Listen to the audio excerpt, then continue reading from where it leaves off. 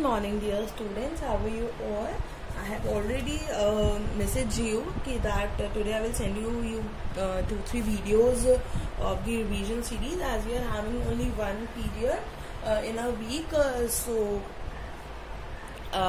And that's not enough for me, because I'm taking your revision topic wise, and it will take a long time if I send you the only weekly videos. Okay, and one more thing, students, that on Tuesday, Wednesday and Thursday, 3 days continuously, I'm going to take your test. I know your period is not there on Wednesday and Thursday, so after checking the timetable, I'll send you the link accordingly, like after your all the Zoom classes, or 8 a.m. in the morning, so that you can give the test accordingly, right? So Tuesday, Wednesday and Thursday, I'm going to take your test, as you have done the assignments, my practice worksheet also, but this is the time to have some preparation for your PTs. Fine. So I hope the syllabus is very much clear to you. That is lesson number 1 and lesson number 2 is coming in your PT. And MCQ I'm taking, and in MCQ, like Phillips are there, true false is also there. So let's see. On Tuesday, Wednesday and Thursday, coming Tuesday, yeah, that is 29, 30 and 1st. Okay, these 3 days I am going to take your test, and again on 2nd of October I'll send you some revision videos. Why I'm taking the day on which your off is there? Because so that you can watch it whenever you are free. It is not a compulsion for you to watch the videos on that particular time which I said. Okay, so let's begin our class with a very short prayer. So join your hands and close your eyes and repeat after me. Thank you, God, for everything. Thank you, God, for protecting us and keep blessing us. Thank you. So dear students, in last class we have done the economic activities, which is of 2 types. What we are doing, lesson number 2, people as resources. Now I am having some more things to show you. Yes, so it's easy for me to cover up all the activities if you are able to see. मैं आपको बहुत अच्छे से समझा चुकी हूँ, मतलब समझा सकती हूँ, सॉरी एक्चुअली। ये तो पुराने वाले हैं हमारे, ठीक है ना। सो मैं न्यू वाले यहाँ पे सारे रख देती हूँ, so that you can see, और आप उसे अच्छे से समझ सको और मैं आपको अच्छे से समझा सकूँ, ठीक है। So we are done the economic activities. Okay, so एक क्वेश्चन बार बार आता है मेरे पास कि मैम बस आप मुझे ये बताइए, मतलब they are not able to understand कि जो हमारी मदर होती है, ठीक है ना, मदर होती है, हम उसे किस कैटेगरी में रखें, वो अनएम्प्लॉयड कैसी है, या उसकी एक्टिविटीज जो है वो मार्केट एक्टिविटीज में आएंगी, वो नॉन मार्केट एक्टिविटीज में आएंगी, वो कैसे आएंगी, ठीक है। The answer is, age group आपको पता चल गया।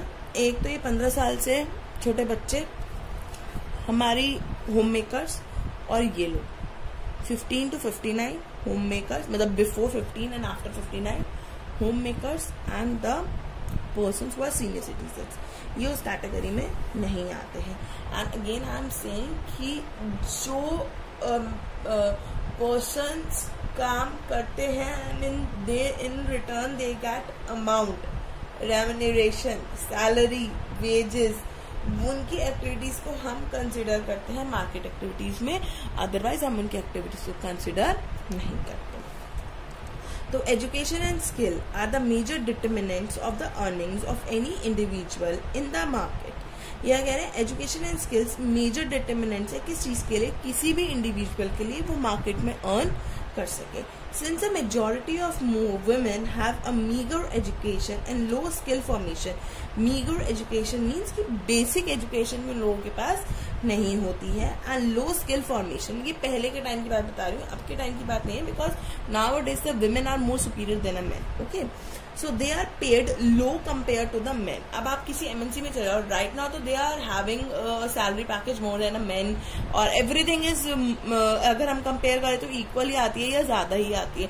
लेकिन पहले के टाइम पे क्या होता था कि वो ये सोचते थे कि फिजिकल लेबर जो है वो एक वुमेन ज्यादा अच्छे से नहीं कर सकती, तो अगर एक वुमेन फील्ड में काम करती थी, जस्ट फॉर एग्जाम्पल, सो उसे 100 रुपीज मिलते थे, बट अगर मेल वही काम कर रहा है तो उसे 200 रुपीज मिलते थे। सो मतलब अकॉर्डिंग, मतलब ये हिस्टोरिकल चलता आ रहा है, ठीक है।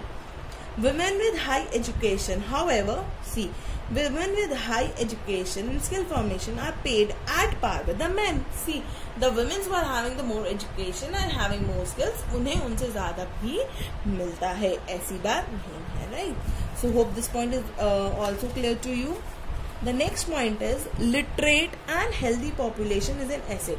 ये हमें पहले ही पता है, जो ये हमारे पढ़े लिखे लोग हैं, ठीक है, and the one who is healthy, जो ये हमारे से these are are healthy people, कितने सारे हमारे हेल्दी पीपल हैं.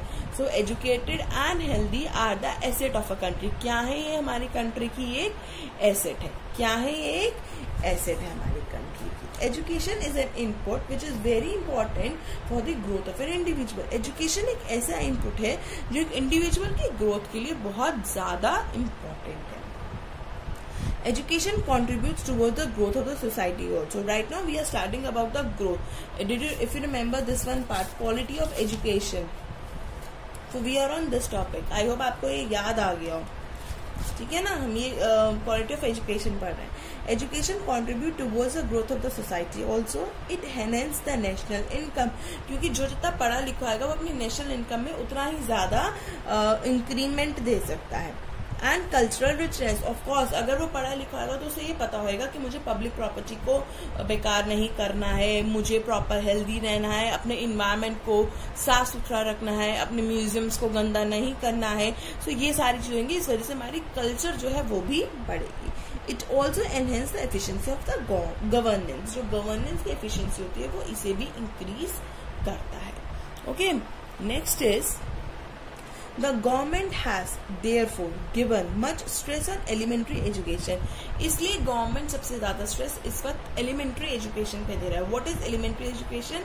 The basic education which is from 1st to 5th, ठीक है, with a special emphasise on girls. और सबसे ज्यादा फोकस कर रहा है वो गर्ल्स पे. Navodaya Vidyalaya have also been set up in each district. हर एक डिस्ट्रिक्ट में एक नवोदय विद्यालय, केवी एनवी बोलते हैं ना, तो केवी केंद्र विद्यालय, नवोदय विद्यालय, ये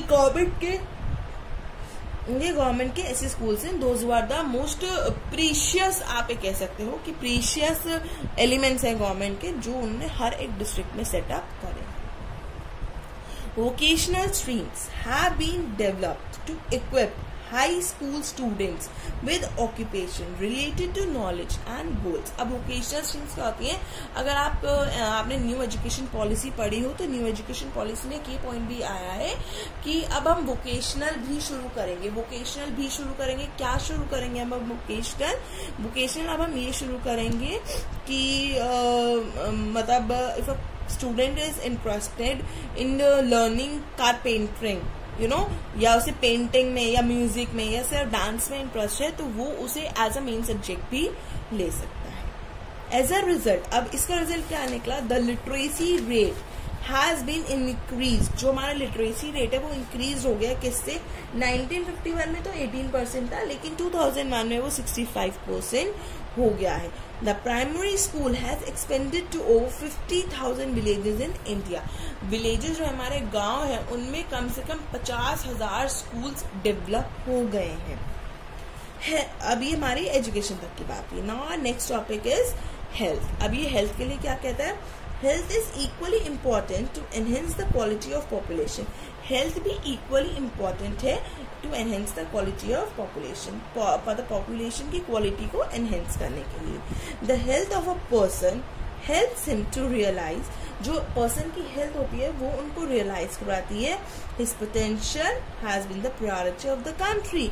उनको ये रियलाइज कराती है कि उनकी हेल्थ जो है वो उनकी कंट्री के लिए प्रायोरिटी है. अब वो कैसे हमको पता चलता है? सी, मैंने आपको एग्जाम्पल दिया था ना, ये स्टूडेंट है, सपोज करो मैं इसकी बात लेती हूँ, ठीक है, और एक इस अंकल को ले लेती हूँ. मैं 3 एज के बच्चों को लेती हूँ, ठीक है, मैंने इन्हें लिया. अब हम ये कहते हैं कि ये पर्सन जो है ये हमारे 59 से अबव है. अगर ये मोस्ट ऑफ द टाइम बीमार रहेंगे तो इट्स वेरी ऑब्वियस, ठीक है, मतलब ये वेरी ऑब्वियस वाली बात हो जाती है कि हमें पता है कि यार वो बीमार रहेंगे, बिकॉज अब उनकी एज नहीं है, उनकी बॉडी उनका साथ नहीं देगी, ठीक है. लेकिन मैं अगर एक दूसरी साइड पे एक इस पर्सन को ले आती हूँ, तो अब मैं कंपेयर करूँ. अब ये बच्चा है, ठीक है, अब ये बच्चा है और ये मोस्ट ऑफ द टाइम बीमार रहता है। अभी बच्चा है, बड़ा होएगा तब भी बीमार रहेगा और ये अपनी कंट्री के लिए, अपनी नेशन के लिए एक लाइबिलिटी बन जाएगा, क्योंकि एक तो ऑलरेडी उस पर इतना खर्चा हो रहा है और वो अपनी कंट्री को कुछ भी नहीं दे पाएगा। अब हमारे ये पर्सन है, ये फील्ड में काम करता है, ही इज वेरी स्ट्रॉन्ग, ठीक है, बहुत स्ट्रॉन्ग है ये, बहुत मतलब हेल्दी भी है, अपना बहुत ख्याल भी रखते हैं। तो he is an asset of a country because he is giving to the country in the form of the national income, right. और अब ये पर्सन है, ये पर्सन क्या है कि ये कैसे करते हैं, ये 7 डेज जाते हैं, मतलब जैसे 6 डेज जाना होता है ऑफिस, तो ये सिर्फ 2 दिन जाते हैं और बाकी इनकी 4 दिन छुट्टी होती है। अब वो छुट्टी क्यों होती है, क्योंकि जी ये बहुत बीमार रहते हैं। अब जब बीमार रहेगा तो ऑफिस का काम नहीं होएगा, ऑफिस का काम नहीं होगा तो बॉस गुस्सा होएगा, और बॉस गुस्सा होएगा तो इन्हें नौकरी से निकाल देगा। जब इन्हें नौकरी से निकाल देगा, अब क्यों निकाला, कहीं ना कहीं उसे भी तो नुकसान ही हो रहा होगा ना, लॉस में जा रहेगा इसकी वजह से कि भाई मैं एक तो मेरा इसकी वजह से काम रुक गया, और अगर मैं किसी सब्सटीट्यूट को इसकी जगह रखता हूँ तो डेफिनेटली सी बात है, वो कहेगा कि अभी आपको मेरी जरूरत है तो मैं तो हाई सैलरी लूंगा। तो ऑल एंड ऑल करके ये अपनी कंट्री के लिए एक लायबिलिटी बन जाएगा। तो health is equally important to enhance the quality of population. Health भी उतनी ही इम्पोर्टेंट है पॉपुलेशन की क्वालिटी बढ़ाने के लिए। The health of a person helps him to realise his potential has been the priority of the country.